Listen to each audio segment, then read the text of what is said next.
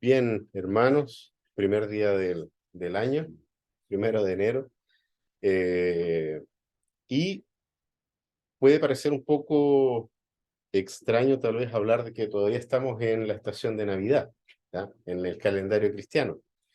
Eso porque acostumbramos a que después del día 25, generalmente ya comenzamos a sacar la decoración de Navidad, a apagar las luces, los que colocan luces. Y la verdad es que el tiempo o la estación de Navidad dura hasta la primera semana de enero inclusive, ¿ya? Para luego pasar a otra etapa de ese calendario que le llamamos Epifanía. Ahí podemos entrar en internet y buscar algo de información sobre eso. Hemos escrito también algunas cosas, las tengo ahí disponibles en internet como para poder aprender un poco sobre este calendario cristiano como una herramienta pedagógica en la cual Dios nos permite poder acercarnos a su tiempo, a los tiempos de Él, a través de la mirada del tiempo de una manera diferente, ¿ya? Y si de tiempo se trata, es un poco lo que quiero hoy día compartir con ustedes, está dentro de la planificación de nuestra predicaciones, de nuestras series de predicación. El texto que está ahí en Gálatas, entonces les voy a pedir que desde ya lo puedan tener allí abierto en Gálatas capítulo 4. Vamos a leer del versículo 4 al 7, ¿ya? Pero antes de comenzar, quisiera yo poder eh, pensar un poco en lo que sucedió anoche, ¿ya? Fiestas de Año Nuevo, los abrazos, todos contamos o hacemos en la cuenta regresiva aquí en la casa, los niños contaron, ¿cierto?, del 10 al 1, con mucha alegría, con mucho énfasis, y ya luego de que se cumplió el tiempo, nos abrazamos y después seguimos la fiesta y bailamos, y luego seguimos algunos hasta las 6, 7 de la mañana conversando y teniendo tiempo de compartir en familia. Ahora, la idea de un cambio cósmico, ¿ya?, a nuestro favor con la llegada de un año nuevo, revela a modo general, incluido, ¿cierto?, el comer las uvas en algunos casos, el vestir ropas de ciertos colores en otros, o las lentejas, o en fin, todo ese tipo de cosas que las personas acostumbran a hacer, revelan el nivel de superstición en el que nosotros nos movemos como pueblo de Dios en este mundo. Y algunas de esas cosas las vamos adoptando, ¿ya? Y digo nivel de superstición porque efectivamente hay personas que lo hacen creyendo que si dan vueltas a la manzana con las maletas, durante ese año van a poder viajar, ¿ya? Y dependiendo de la cantidad de vueltas, va a ser la cantidad de viajes que van a tener. Ahora, más de alguien podría criticar en ese sentido un culto de Año Nuevo. Hay iglesias que suspenden, de hecho hoy día hay iglesias que suspendieron su culto, lo cual nos parece que no corresponde porque el culto no tiene que ver con fiestas, sino que el culto es algo que nosotros rendimos a Dios, ¿ya?, como parte de los mandatos que el Señor nos dejó. Entonces, un culto de Año Nuevo, hay iglesias que se juntan para recibir en comunidad de fe el año nuevo, y claramente se puede aquí argumentar tal vez ese tipo de paganismo supersticioso, ¿ah? Pasémoslo juntos en la iglesia, ¿ya?, para que nos vaya bien el próximo año. Entonces, ese tipo de práctica se da mucho, ¿ya? No es algo extraño, ¿ya? Y en ese sentido, nosotros tenemos que entender que hay muchas cosas que el calendario gregoriano, ¿ya?, que va midiendo nuestro tiempo con las celebraciones que nosotros tenemos, influye muchas veces de manera solapada nuestro comportamiento como creyentes, ¿ya? De ahí entonces que el rechazo al calendario cristiano, que podría ser una otra alternativa, eh, a veces se resiste y en otros lugares también se acepta, se recibe con bastante naturalidad. Sin embargo, el calendario cristiano es interesante porque hoy no es el primer día del año en el calendario cristiano. El calendario cristiano, el año nuevo es el primer domingo de Adviento. Ahí empieza el año nuevo cristiano, porque se renueva el ciclo de la historia que nos está contando el calendario cristiano, de esta narrativa que el calendario cristiano nos ha o nos está entregando constantemente. Entonces, hasta cierto punto, aquí en Iglesia Local, nosotros estamos siguiendo una estructura más cercana al calendario cristiano que al calendario gregoriano. ¿ya? ¿Y esto para qué?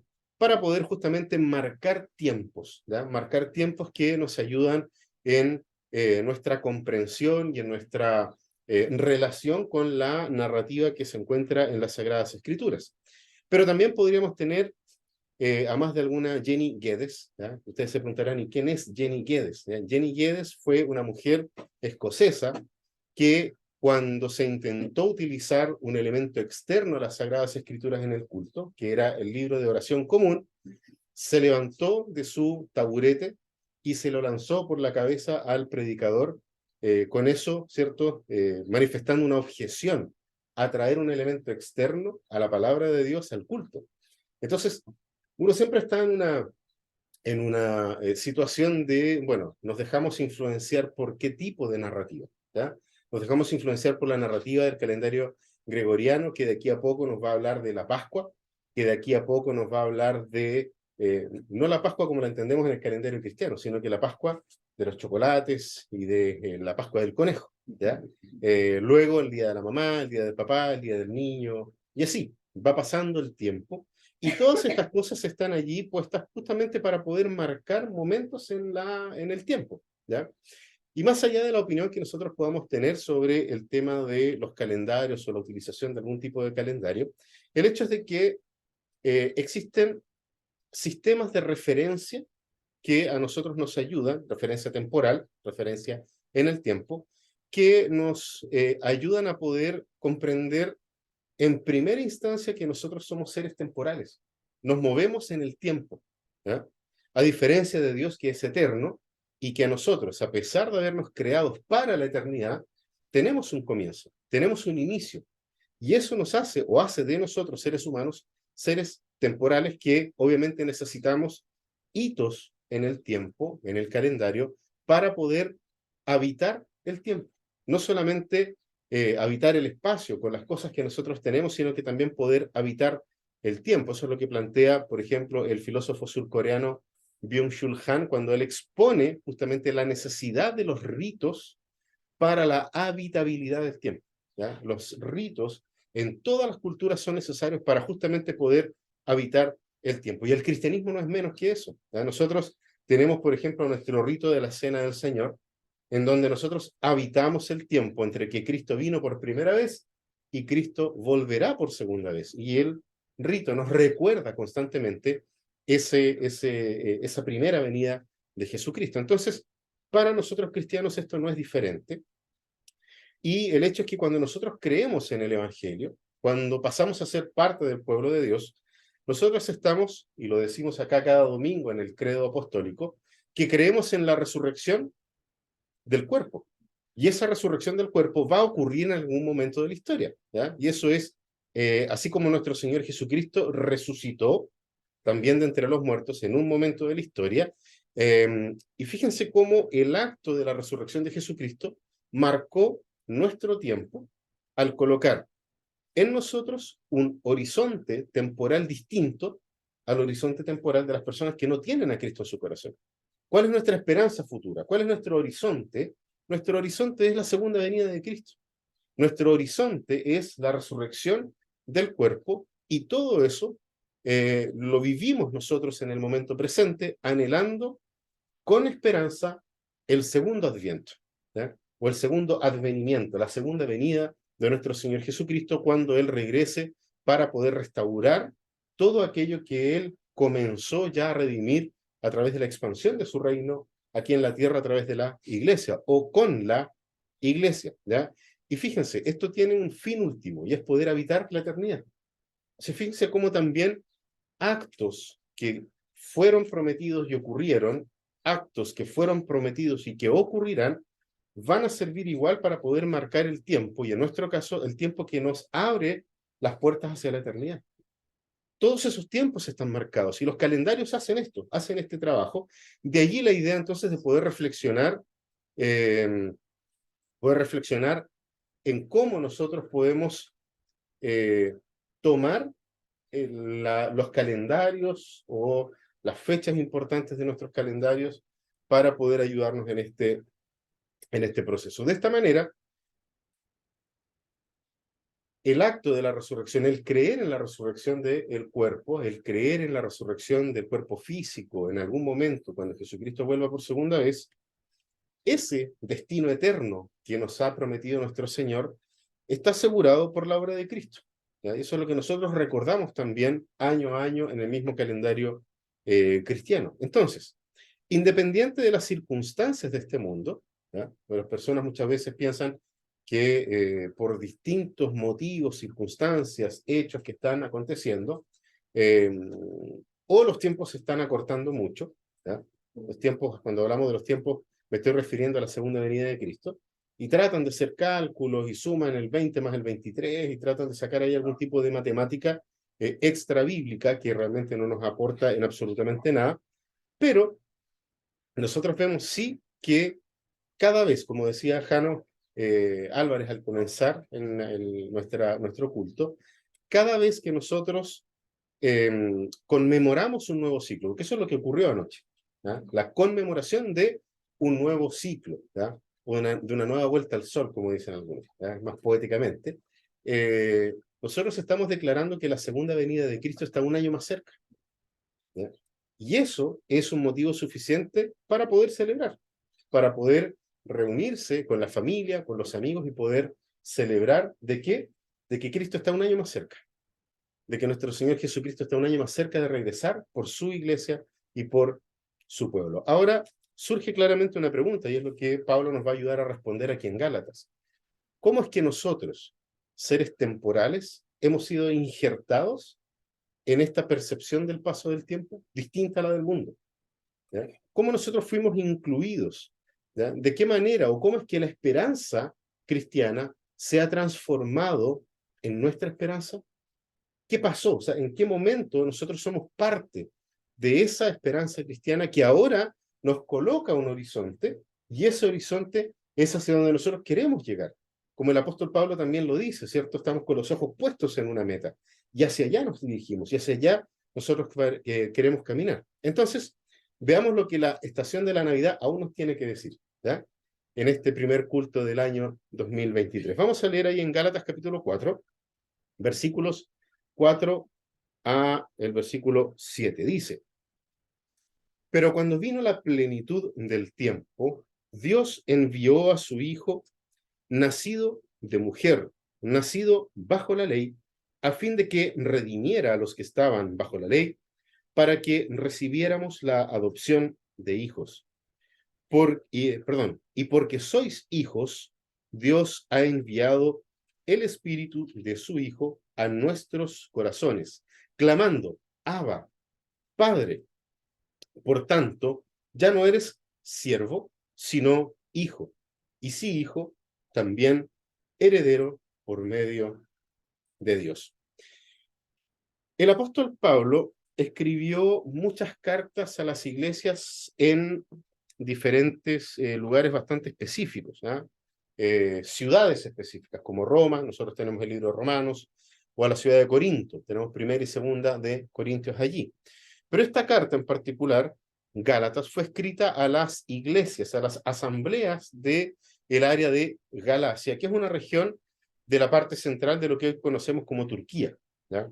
En ese lugar estaban o habían varias ciudades, entre ellas la ciudad de Derbe, Listra, Iconio y Antioquía. Antioquía es fundamental en la expansión de, el Evangelio porque se transformó en una iglesia enviadora de gente para las misiones. Entonces, fíjense en la importancia de estas iglesias en Galacia a las cuales Pablo escribe el libro a los Gálatas, ¿sí? Y obviamente nosotros vemos estas otras iglesias mencionadas en otros momentos también del Nuevo Testamento. ¿Qué es lo que había pasado? Según lo que nosotros sabemos y conocemos del libro de Gálatas. Estas iglesias de la región de Galacia se habían dejado persuadir para que o por el mensaje de aquellos que le indicaban a las personas tener que cumplir con las leyes y los rituales judíos, incluida la circuncisión, y algunos días santos, algunos días que había que guardar, algunos días que había que cumplir dentro de la tradición judaica. Entonces Pablo le escribe para poder corregir eso, ¿sí? El apóstol Pablo hace esto antes de la reunión que tuvieron los líderes de la iglesia, el concilio que hubo ahí en Jerusalén. Eso lo vemos nosotros en Hechos capítulo, bueno, del capítulo 14 en adelante. Nosotros podemos entender bien cómo está funcionando esto. Y obviamente el apóstol Pablo invita a las iglesias o a las iglesias de Galacia a que no adopten estas prácticas innecesarias. ¿Ya? Fíjense cómo lo coloca el apóstol Pablo en el capítulo 3, en el versículo 10 al 14. Dice, porque todos los que son de las obras de la ley están bajo maldición. Pues escrito está, maldito todo el que no permanece en todas las cosas escritas en el libro de la ley para hacerlas. Y que nadie es justificado ante Dios por la ley. Es evidente porque el justo vivirá por la fe. Sin embargo, la ley no es de fe, al contrario. El que las hace vivirá por ellas. Cristo nos redimió de la maldición de la ley, habiéndose hecho maldición por nosotros, porque escrito está, maldito todo el que cuelga de un madero, a fin de que en Cristo Jesús la bendición de Abraham viniera a los gentiles para que recibiéramos la promesa del Espíritu mediante la fe. Entonces, allí nosotros tenemos como el apóstol Pablo está buscando corregir, por un lado, estas ideas que estaban colocando los de la circuncisión, que era el nombre que recibían, al mismo tiempo que plantea el no practicar este tipo de cosas porque son totalmente innecesarias. ¿Ya? En Jesucristo pasaban a ser totalmente innecesarias. Entonces, Pablo explica en esta parte que la justificación delante de Dios no depende del cumplimiento de la ley, sino que de la gracia de Dios manifestada en la muerte y resurrección de nuestro Señor Jesucristo, y que nosotros recibimos solamente por la fe. Eso es uno de los fundamentos de las iglesias reformadas, por lo demás, y uno de los aspectos que, como diría Lutero, si nosotros sacamos la idea de la justificación solo por la fe, se nos cae todo el cristianismo. ¿Ya? Es una de sus doctrinas fundamentales, basales. ¿Ya? Y en ese sentido, entonces, el apóstol Pablo está justamente advirtiendo estas cosas que estaban ocurriendo en la iglesia de Galacia. De hecho, es una de las pocas cartas donde el apóstol Pablo trata bastante mal a la gente. ¿Ya? Rápidamente y sin mayores halagos, como suele ocurrir en otras cartas, los trata de insensatos a la gente de Galacia. ¿Por qué? Porque estaban tratando de adoptar ciertas cantidades de cosas para poder ganar el favor de Dios, ¿ya? Para que Dios tal vez los quisiera más, los amara más, ¿ya? O ellos mismos poder demostrar lo correctos que eran. Y es eso lo que el apóstol Pablo está diciendo, no es necesario. ¿Ya? No es necesario porque esto se trata de gracia, no se trata de un esfuerzo humano para poder cumplir con estas cosas. Ahora, en la última parte del capítulo 3 y en la primera parte del capítulo 4 del mismo libro de Gálatas, se enfatiza de que los cristianos son hijos de Dios. Ahí en el 3:26, por ejemplo, dice, pues todos sois hijos de Dios mediante la fe en Cristo Jesús. ¿Ya? Ese versículo ahí es clave, porque es justamente la fe en la obra de Cristo la que nos permite ser hijos de Dios. También nos habla de ser simiente de Abraham en el versículo 29. Si sois de Cristo, dice, entonces sois descendencia de Abraham, herederos según la promesa. ¿Ya? Herederos según la promesa. Ahora, ¿cómo se realiza esta obra de llegar a ser hijos de Dios por un lado? Para poder ser hijos de Dios, y por otro ser herederos de esa promesa, al mismo tiempo de entender cuál es la promesa. ¿Sí? Lo hemos visto acá en la serie que tuvimos de Adviento y de Navidad, todas las promesas del Antiguo Testamento cumpliéndose en la venida de Jesucristo como un bebé. ¿Ya? Eso lo vimos allí y está disponible en las grabaciones que están en YouTube. Fíjense que vamos a entrar a tratar de desmenuzar un poco estos versículos. Hablo del 4 en adelante, capítulo 4 del 4 en adelante. ¿Por qué? Porque fíjense que parte diciendo en el versículo 4 algo que llama nuestra atención cuando dice, pero cuando vino la plenitud del tiempo. Aquí hay dos palabras que son fundamentales. Una es la palabra pleroma, del griego, y pleroma es, voy a tomar acá el ejemplo del vaso para que quede bien claro. Por ejemplo, este vaso, yo puedo llenarlo de agua hasta arriba, hasta el borde, ¿sí?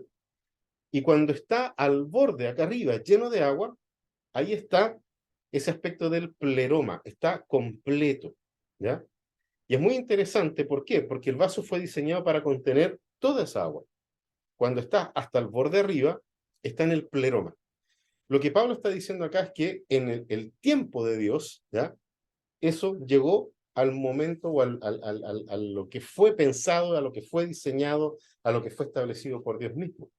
Pero lo interesante de este texto es que la palabra tiempo acá no es la palabra kairos, que muchas veces nosotros usamos para entender que es el tiempo de Dios, sino que la palabra acá es cronos. Y la palabra cronos, que es nuestro tiempo, fíjense cómo Pablo está hablando de un aspecto de nuestro tiempo también, el tiempo que Dios nos permite vivir, el momento presente en el que estaba escribiendo el apóstol Pablo esto, cuando se cumple ese tiempo, el tiempo humano. ¿Ya? Y ahí tiene muchas cosas que ver y que muchas cosas que el apóstol Pablo trae luego en otras de sus cartas, en donde nosotros vemos cómo el desarrollo de las cosas, en los evangelios lo vimos, por ejemplo, en la manifestación de la venida de Jesucristo al momento de nacer en Belén, vemos cómo Dios usa un aspecto totalmente humano, como fue un censo, para poder hacer ir a José con su esposa embarazada de Jesucristo, hasta la ciudad de Belén, para cumplir con lo que Dios había dicho en los profetas, de que el Mesías vendría de la ciudad de David. Y esa ciudad de David era en ese lugar, no era en otro. ¿Ya? Entonces Dios se usa de aspectos políticos y de otro tipo de situaciones. ¿Para qué?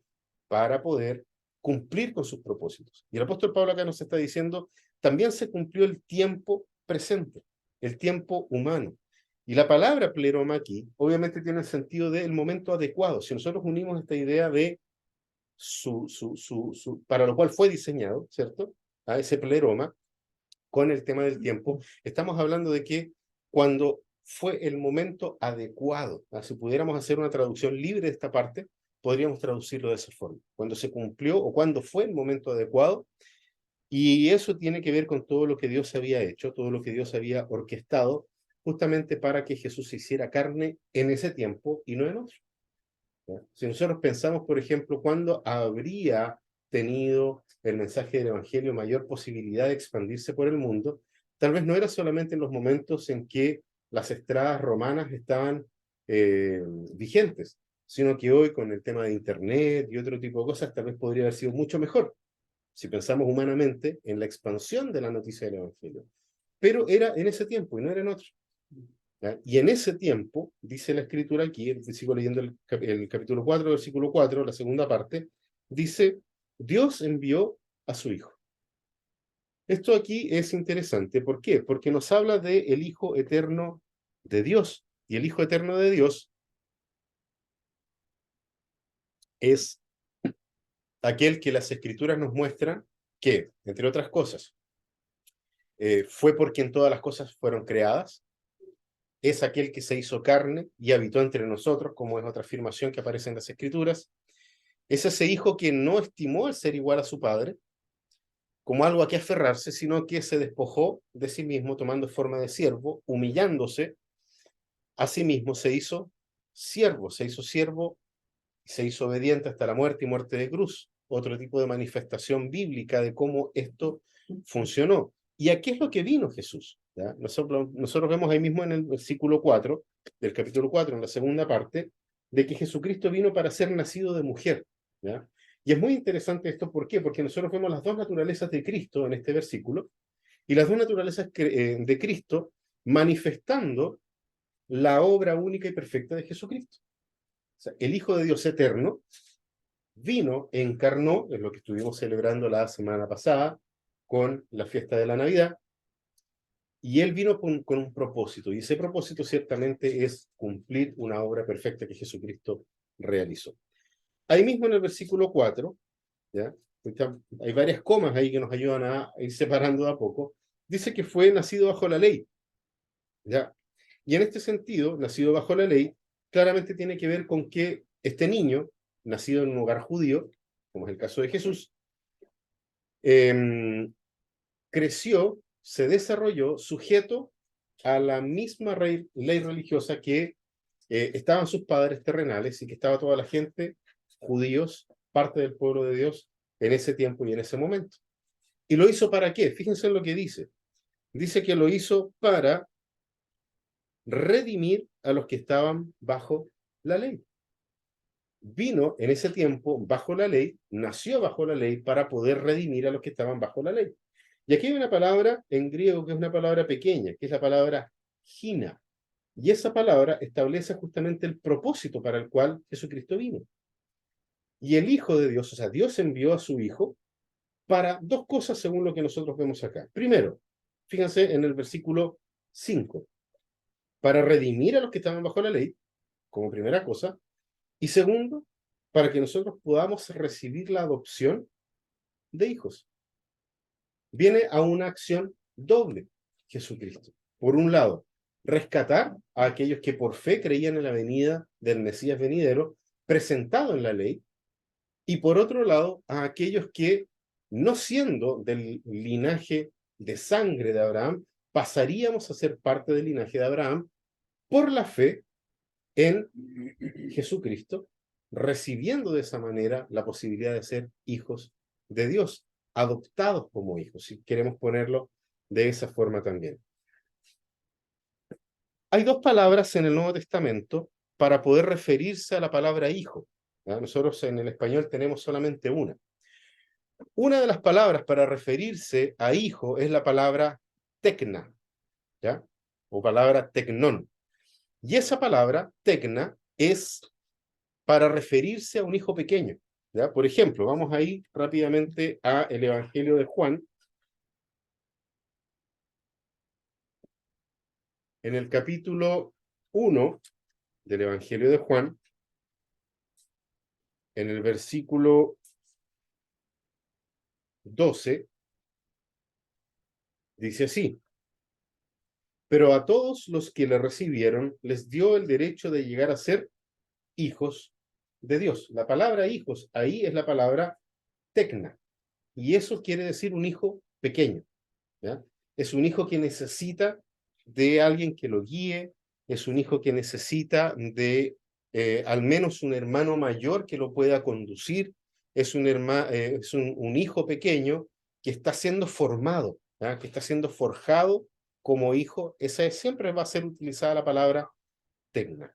La otra palabra es la palabra griega huíos, ¿ya? Huíos. Y esa palabra, huíos, se refiere a un hijo, pero a un hijo maduro.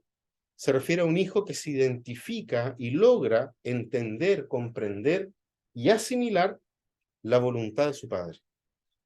Ese huíos es el que tiene que guiar al tecna. Y fíjense en cómo el apóstol Pablo usa las dos palabras para referirse, cuando habla de Jesucristo como hijo de Dios, habla de Jesucristo como huíos. Y cuando habla de nosotros, como hijos de Dios, habla de tecna. ¿Sí?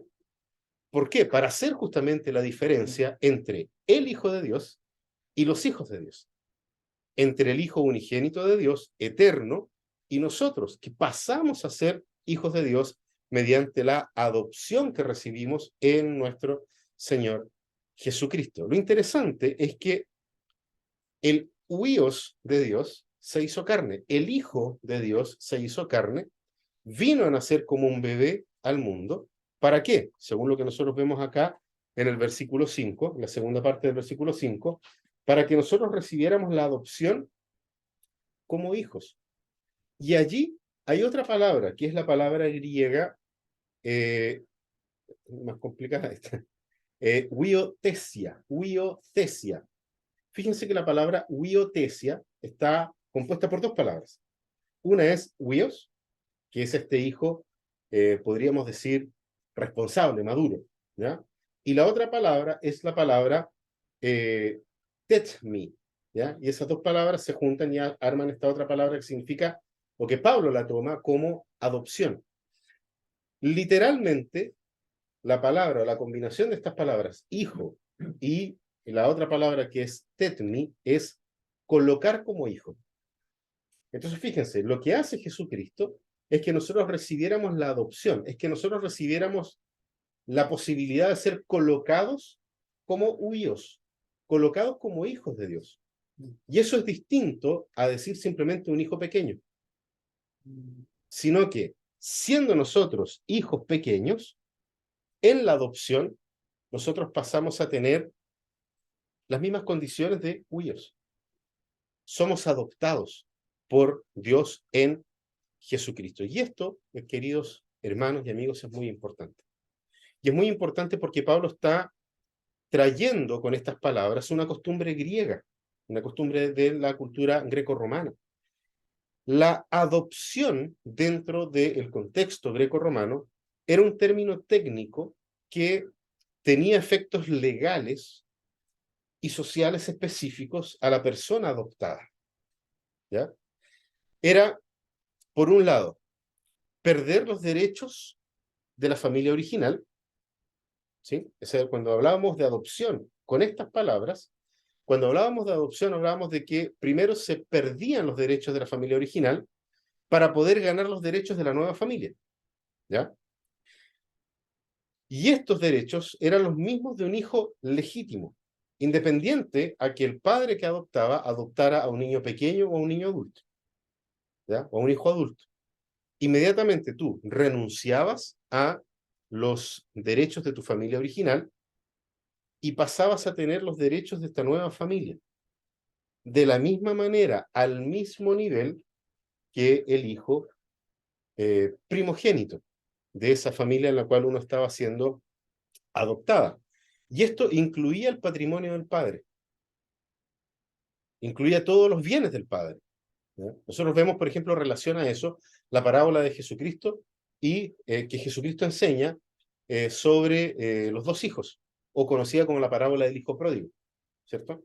Nosotros vemos ahí un padre que tiene que repartir su riqueza, su patrimonio, entre sus hijos. Pero también la antigua vida de la persona adoptada, todo lo que esa persona había hecho, era completamente anulado.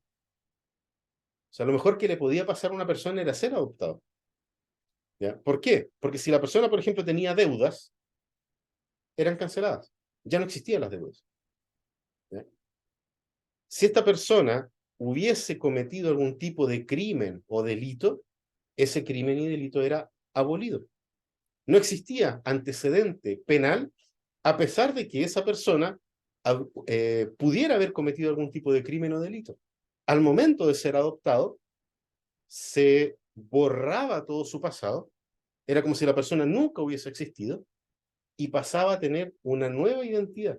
Y esa nueva identidad era la identidad de la familia que lo estaba recibiendo como hijo. Entonces, fíjense por qué el apóstol Pablo usa estas palabras. Porque es justamente lo que ocurre con nosotros y nuestra fe en Jesucristo.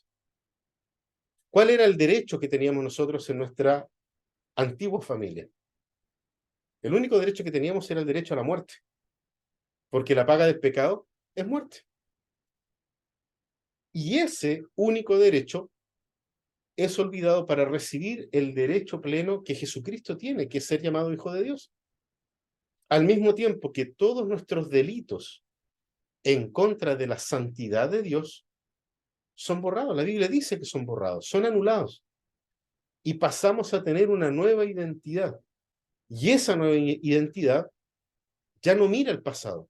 He aquí, dice la Escritura, todas las cosas son hechas nuevas. Entonces, por esa razón el apóstol Pablo usa esta palabra y no usa otras palabras. Porque aquí está claramente ejemplificado lo que significa ser adoptados en la familia de Dios. Y es en ese contexto, en el momento en que nosotros somos adoptados, en que nosotros podemos decir, Abba, Padre, que es lo que nosotros acabamos de leer acá en el versículo, miren acá conmigo el versículo 6, ¿ya? De el mismo Gálatas.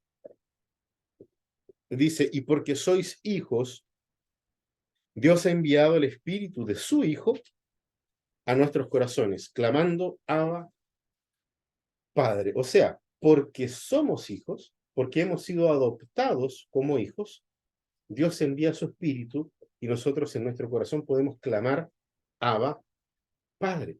Y aquí están pasando dos cosas cuando vemos esta declaración. Nuestra adopción, ahora somos huíos, ahora somos hijos, Eso por un lado, o sea, somos hijos, y por otro, el don del Espíritu. Somos adoptados y recibimos el don del Espíritu. Esas dos cosas ocurren al mismo tiempo. Cuando nosotros somos adoptados en la familia de nuestro Señor. Y al ser adoptados, nosotros recibimos este Espíritu. Podría ser otra forma también de verlo, ¿ya? Ciertamente, tenemos ahí estas cosas pueden ocurrir una e inmediatamente la otra, o pueden ocurrir las dos al mismo tiempo, ¿ya? Ahí hay todo un tema también de exégesis mucho más profunda para poder hacer y poder llegar al punto. El asunto es que, sea antes, sea después, o sea juntos, somos adoptados y recibimos el don del Espíritu Santo.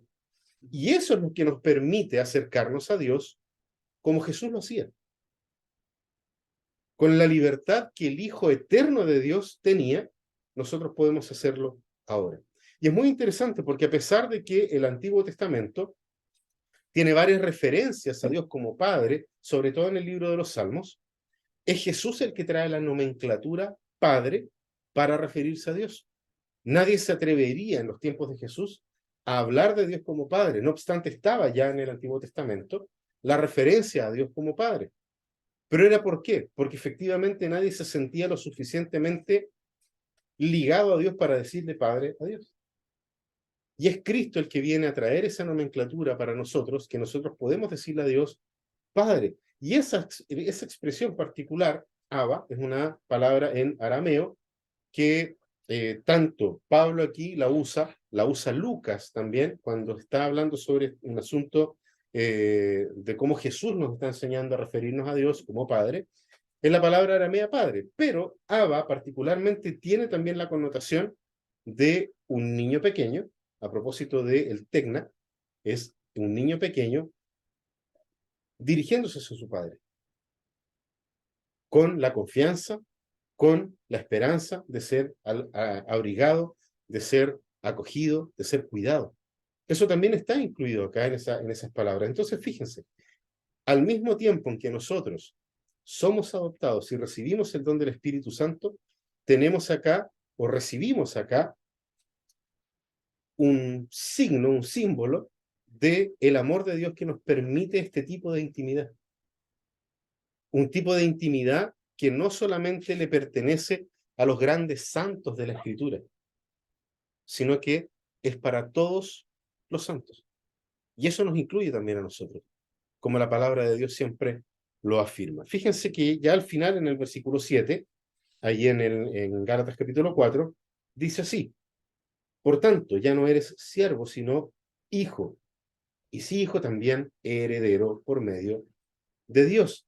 Acá Pablo quiere enfatizar, cuando habla de que no eres siervo, la palabra ahí es doulos, Pablo está buscando enfatizar la idea principal del libro de Gálatas, que tiene que ver con que si nosotros nos dejamos, o si nosotros comenzamos a operar según la ley, nos hacemos esclavos de la ley. Entonces dice, ya no eres esclavo, en ese sentido, sino que ahora eres hijo. ¿Ya? Porque en otra de las cartas de Pablo, Pablo nos invita a hacernos esclavos de Cristo. Entonces podría parecer aquí como una especie de contradicción, pero no hay contradicción. Pablo está hablando acá de que no somos esclavos de ¿qué? De la ley. Y dejamos de ser esclavos de la ley porque justamente somos hijos, hemos sido recibidos como hijos. ¿Ya? Y eso es lo que obviamente los religiosos querían hacer, dejar a la gente esclavizada a los conceptos y a los preceptos de la ley. ¿Ya? Pero eso es lo que Pablo dice, ya no son esclavos, sino que ahora ustedes son hijos. Y si son hijos, son herederos.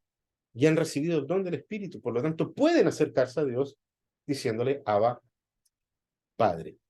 Y es muy interesante porque hay una pequeña palabra acá también, en el versículo 7, que es la palabra traducida por tanto, que vendría a ser como la introducción del versículo final. En griego esa palabra es la palabra oste, y lo interesante de esa expresión en el griego es que esa palabra por tanto incluye todo lo que se dijo anteriormente. O sea, viene a ser como una especie de cierre de toda la afirmación que está haciendo el apóstol Pablo ahí. ¿Y qué es lo que nosotros habíamos leído hasta acá, por lo menos, o particularmente en el capítulo 3, que es cuando el más defiende esta idea? Son básicamente dos cosas. Primero, ahí en Gálatas 3, versículo 26, dice, porque todos ustedes son hijos de Dios mediante la fe en Cristo Jesús. Y lo otro está en el versículo 29 del mismo capítulo 3, que dice, ustedes son de Cristo, entonces son descendencia de Abraham. Y si son descendencia de Abraham, entonces son herederos según la promesa hecha a Abraham. Queridos hermanos, la promesa hecha a Abraham por parte de Dios era la eterna pertenencia a la familia del pacto. Él iba a sustentar ese pacto. Y esa era la primera promesa. Ustedes son familia del pacto. El pueblo de Dios es una familia del pacto. Y la pertenencia incluye el cuidado del Dios Todopoderoso. Y ese cuidado paternal. De ahí de nuevo la idea de poder decirle a Dios, Padre. Y este Padre, en su divina providencia, obra a nuestro favor independiente de las circunstancias. Y eso es fundamental para cuando nosotros comenzamos a conmemorar un hito en el tiempo, pensando en esta nueva vuelta al sol, en este nuevo año que comienza, ¿ya? En estas 365 páginas en blanco que nos esperan por el frente, como dicen por ahí. ¿Por qué? Porque cuando nosotros comenzamos un nuevo ciclo en el calendario, no debiesen importarnos las circunstancias. Las circunstancias quedan atrás, porque no confiamos ni en supersticiones, ni en situaciones políticas, ni en situaciones económicas, ni en situaciones sociales. Ya sea el comienzo de este año o los años que vengan por delante, nosotros hemos sido bendecidos en la obra de Cristo de poder acercarnos a Dios como ese Padre fiel que está un año más cerca de enviar a Jesucristo por segunda vez a buscar a la iglesia. Y eso es lo que deberíamos conmemorar cuando nos juntamos como familia a celebrar el Año Nuevo. El hecho de que nuestro Abba, nuestro Padre, está un año más cerca de venir por su iglesia. Y eso debería llenarnos de alegría. Eso debería llenarnos de gozo. Debería llenarnos de esperanza y debería llenarnos de confianza, de saber que en el minuto en que estamos pasando por circunstancias difíciles, podemos decir, Abba, Padre, y nuestro Padre nos va a responder, porque estamos incluidos en la promesa que Dios le hizo a su pueblo en Abraham. Los invito a que podamos orar. Padre Celestial, te damos gracias, Señor, por la adopción en Jesucristo. Gracias porque hemos pasado de ser enemigos tuyos, esclavos del pecado, a ser hijos tuyos, a ser hijos con la posibilidad de tener la herencia de tu Hijo unigénito. No merecemos nada de aquello, Señor. Ni siquiera si intentásemos cumplir con todo lo que la ley establece. Porque esta adopción es la que nos permite a nosotros entrar en esta dinámica de ser llamados hijos de Dios, con los mismos derechos de un hijo legítimo. Siendo nosotros, Señor, hijos del pecado, hemos pasado a ser tus hijos. Y por eso, Señor amado, te damos gracias. Porque al comenzar un nuevo año, nosotros podemos tener la seguridad, la certeza de que tú te acercas a nosotros para que nosotros podamos descansar plenamente en todo lo que tú vas a hacer durante el 2023. Ayúdanos, Señor, a buscarte de manera fiel, a buscarte a través de tu palabra, a través de la comunión con los hermanos cada domingo. Permítenos, Señor, poder llegar hasta el final del 2023 y poder mirar toda la obra que tú has hecho en nosotros. Así como cuando miramos hacia atrás en el 2022, vemos tu mano protectora, vemos tu mano obrando en nuestras vidas. Y a pesar de las circunstancias, todas las cosas que ocurrieron en el 2022 han operado y están operando para nuestro bien. ¿Por qué? Porque somos tus hijos. Damos las gracias, Señor, en el nombre de Cristo Jesús. Amén.